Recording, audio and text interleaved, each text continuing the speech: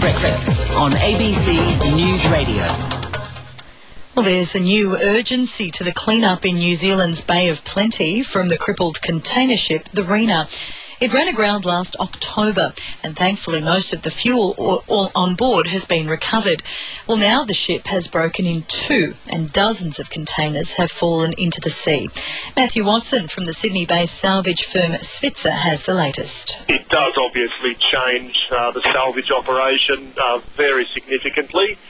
The attitude of the salvors now is that the container removal operation is still active, even though they're not doing anything at the moment because the seas are too rough.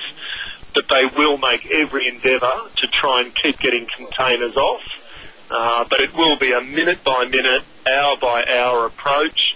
They just can't play Russian roulette with the weather. The weather remains very dangerous, and the whole situation with the Rena on the reef remains dangerous, in fact far more dangerous than ever.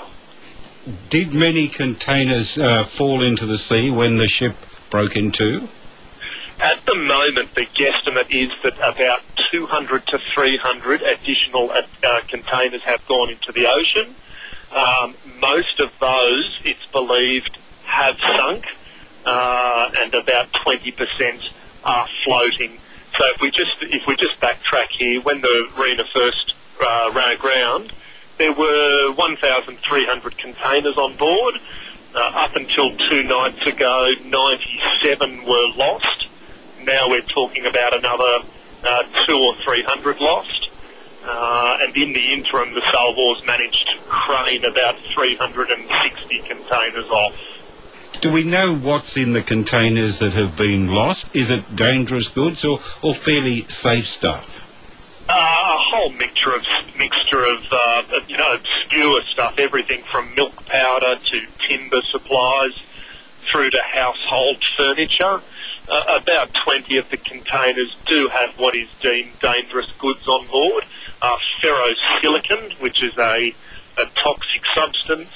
But look, the belief at the moment is that those dangerous containers have sunk, which is probably as good as any place for them to be. If they do run aground or float ashore, the message to everyone in the Bay of Plenty and regions further from here is just don't go near the containers, call the authorities just to be safe. That's Matthew Watson from the salvage firm Svitzer, and he was speaking there to Radio Australia's Brian Abbott.